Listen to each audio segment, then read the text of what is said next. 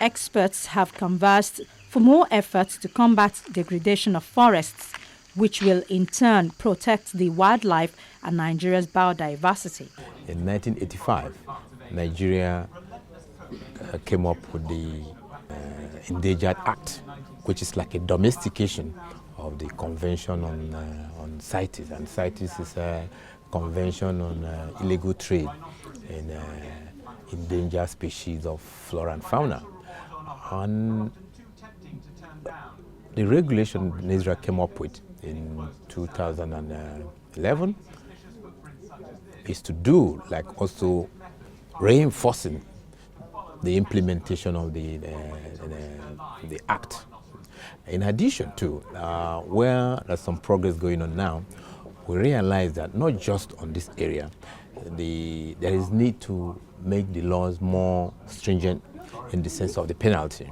A gentleman mentioned about 200 naira in the law.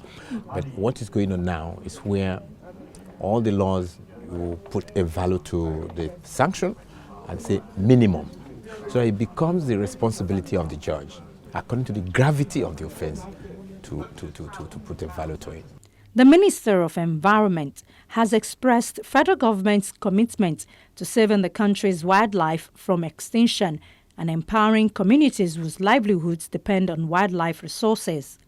The minister said wildlife exploitation, illicit trade, and habitat fragmentation are the key threats to biodiversity as they concern thousands of plants and animal species and can lead to extinction if not properly addressed.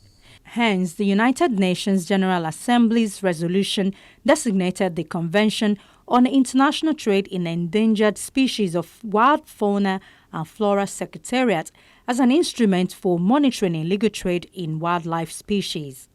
The minister also said that the ministry, being the focal point of implementation, has domesticated the Endangered Species Act Convention to conserve wild species that are almost driven into extinction due to overexploitation, habitat change, and illicit trafficking. Environmental experts say the pressure for ivory as a result of the demand from parts of Asia should be curbed so as to discourage hunting and indiscriminate poaching, which have led to the decline of wildlife population, including elephants and rhinos. Many believe Nigeria could play a vital role in saving the continent's most precious natural resources, including wildlife, if the government would enact and implement more stringent penalties for wildlife trafficking that will help dissuade potential traffickers from using Nigeria as a transit point. Wildlife trafficking has complicated efforts to protect endangered species.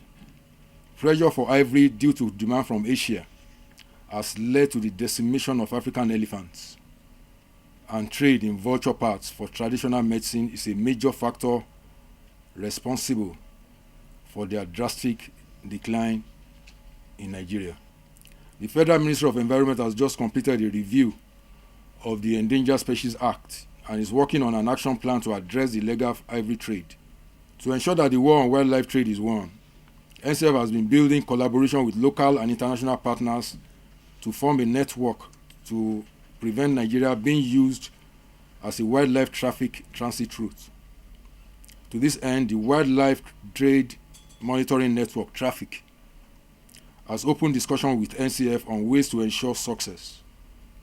According to the Convention on International Trade in Endangered Species of Wild Fauna and Flora, CITES, Nigeria is one of the countries of secondary concern with regards to illegal ivory trade, mainly featuring as a transit rather than a source country, even though transit countries also play very important roles.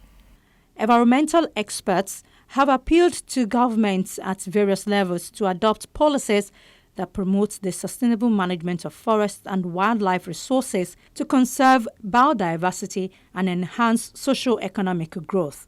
Experts say only by adopting such policies would African countries achieve the targets set in the Sustainable Development Goals and address the challenges posed by climate change. They also say governments must ensure that forest lands are used in a way that conserves biodiversity and releases their full potential to fulfill ecological, economic, and social functions without damaging other ecosystems.